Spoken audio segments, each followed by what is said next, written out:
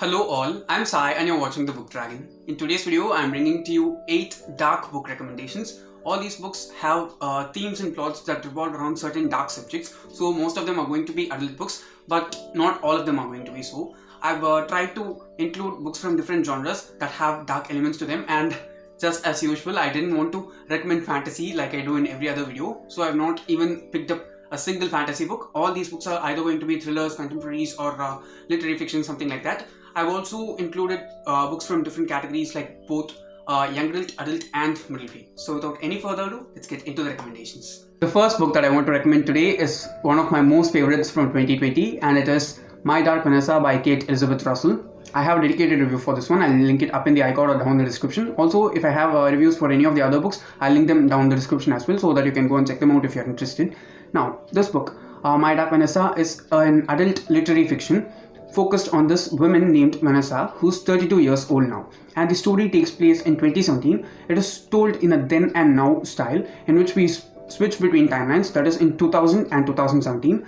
In 2000, Vanessa was 15 years old and she was in this kind of romantic relationship with one of her teachers. Though it is seen as a romantic relationship by Vanessa, it's not as such if you consider it in an objective way and legal way. But the thing about this book is that you cannot judge whether what is right and what is wrong. It is a book that is very much suitable for having discussions after reading it, and I'm sure that while we have discussions about this book, it can just open up our eyes to a greater extent. We might understand some things which we might have misunderstood with people. Also, it helps us to evaluate ourselves, how much aware we are of certain things that are going on around the world, and how we are aware of how to take care of ourselves and the people who are around us. I'm sure that this will be an eye-opening book, also a very dark subject. I'm sure that you cannot read this book while you are in a bad mood or where you're in a bad state in mind. Do go in with a really open mind and while you are in a very good place mentally, because it will just be an excellent read then. The next one that I'm recommending is a graphic novel, and it is Memetic by James Tynion IV and Eryk Donovan. It was available for free in Prime Reading last year during the middle of the year, but I'm not sure if it is available right now. Please do check it out if you're interested. Now, this is a dystopian dystopian novella that was graphic novel that was written in 2016. The idea of this graphic novel is that there is this image called Memetic. Okay, Memetic is a kind of image that is drawn or created in such a way that it can deliver a message mentally to every person who just looks at it for a specific amount of time. The thing about this Memetic, that is the cover of this book you can see here, is that of a sloth, and it is called the Happy Days Sloth. What happens after a person sees this image of the sloth is there's this particular amount of hours after which the person who has seen the image will start becoming so very violent, and they'll start attacking people who are around them, and also they'll start tearing up and eating the flesh of other people who are not like them after a small amount of time.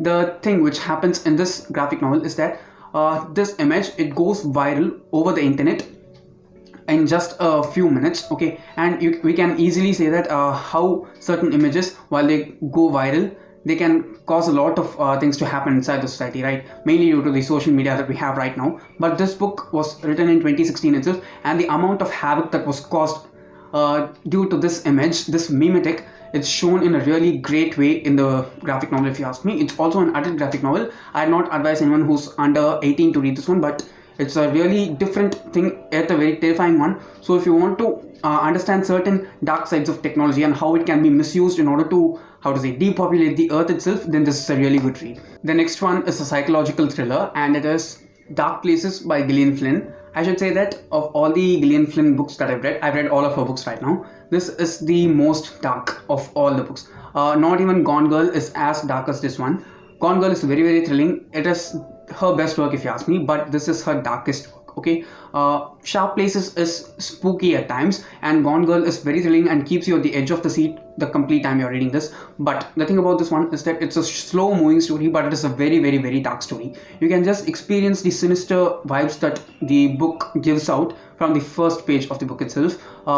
It's really excellent. It's about this woman named Libby Day, who's 32 or 33 right now, and she experienced the murder of her family in the past, for which her brother was convicted due to a statement which she gave, and he is behind the bars right now. But now she is having doubts of whether he was the murderer or not, and she wants to help her brother if he is not the murderer, and she goes on to find some evidences in order to save him. It's a really well written book, and I should also say that this will take a lot of time to read because it's very mentally taxing, because it has a lot of gory scenes and violent scenes spread throughout the book. I'd also definitely not recommend anyone who's below 18 to read this one, because I know that if I had read this one when I was under 18, there would have been certain scenes and chapters in this book which will be very much disturbing for me, which would have disturbed me a lot in that age. But right now it's not like that, and I'd also recommend you to read this during a summer, because if you read this during a winter, it's a really tough book to read. I read this during the winter, that's why I'm saying.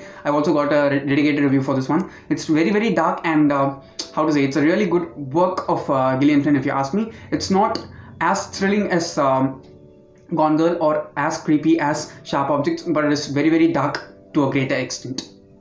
Next book that I'm recommending is a classic, and it is a very tiny classic. Okay, it's not even 20 pages long. It's also available in the public domain. You can just finish watching this video and go forward and search for the audiobook on YouTube itself. I think it is available on YouTube. It's just 20 or 30 minutes long, if I'm not wrong. And I should say, the thing about this book is that it is very spooky throughout the time.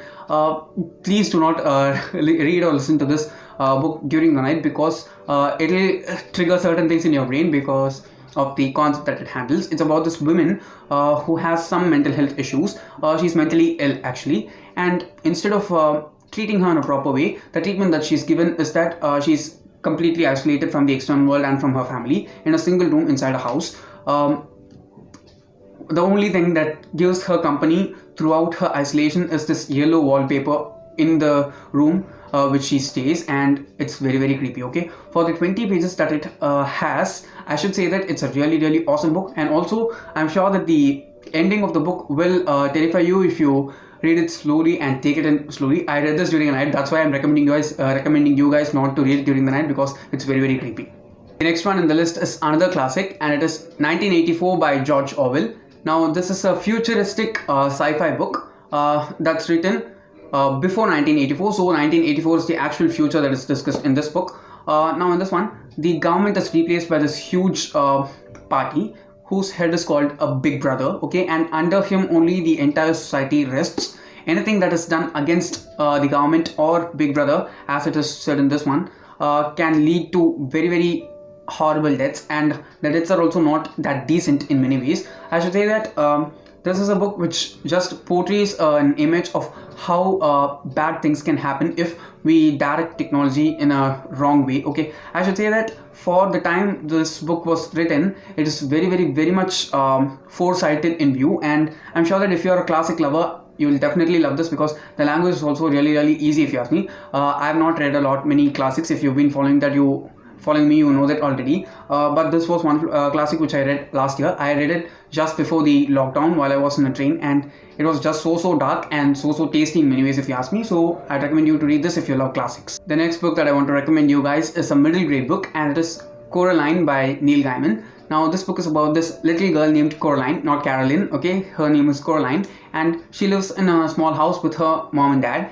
What happens one day is, while she's just moving throughout the house, there's this hidden cabinet in the house which she finds, and when she opens the cabinet, there is only this huge brick wall, but she is able to pass through the big brick wall, and on the other side of the brick wall is another dimension of this world in which everyone exists, but the different thing about the world is that instead of having eyes, all the people in that world have buttons in the place for the eyes, and that element of the book itself is very creepy.